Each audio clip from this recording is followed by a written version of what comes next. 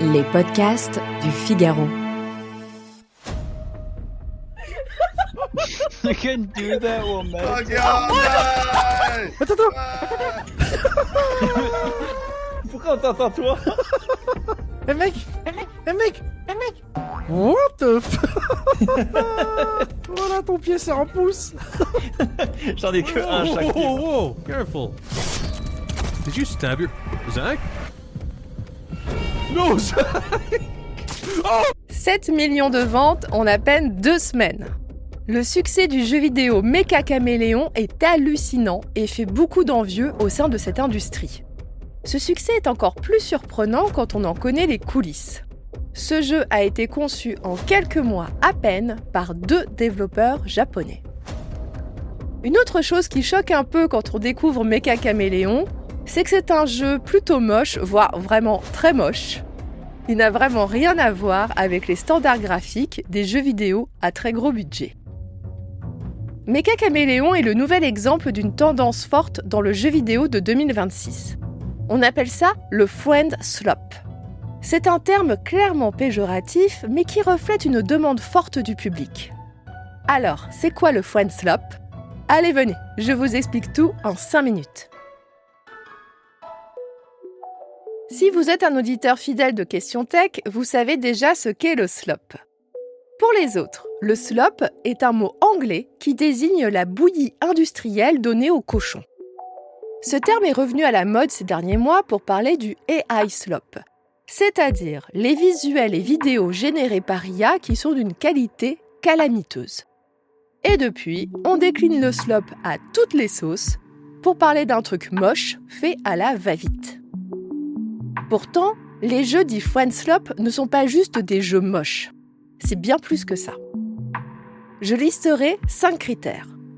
C'est un jeu très fun, qui est vendu moins de 10 €, qui se joue en ligne avec des amis avec un chat vocal, qui a des parties très courtes et qui se prête parfaitement à la diffusion sur Twitch ou au partage de courts extraits vidéo de la partie sur les réseaux sociaux.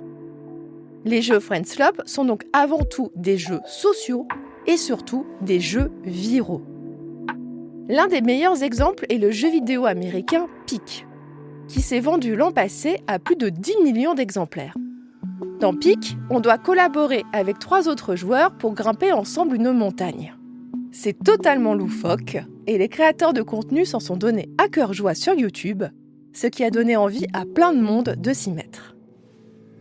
Et avec un prix de moins de 10 € contre 70 pour un blockbuster sur PlayStation 5, disons que le joueur est un peu plus enclin à sortir sa carte bancaire. Comme me l'a résumé un professionnel du jeu vidéo, ce sont des jeux rigolos avec lesquels on va s'amuser 2-3 jours avec ses potes avant de passer à autre chose.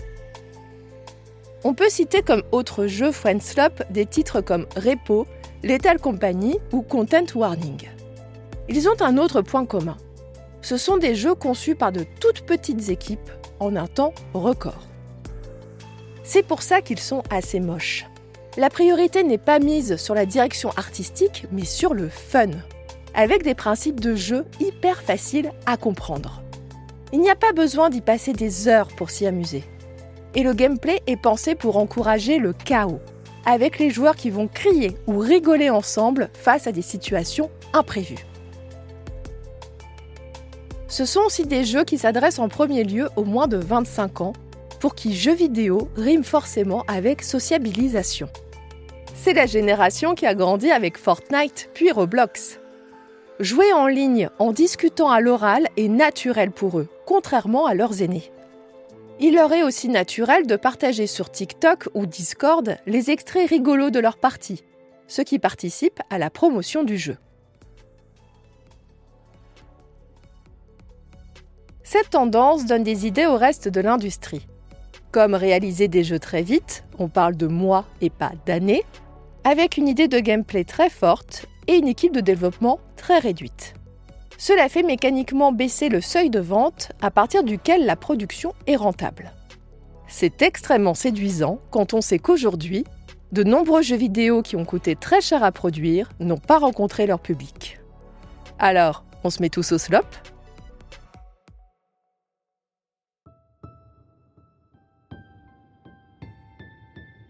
Merci d'avoir écouté Question Tech. Je suis Chloé Voitier, journaliste au Figaro Économie. Si cet épisode vous a plu, n'hésitez pas à le partager autour de vous et abonnez-vous au podcast Question Tech pour ne pas rater nos prochaines publications.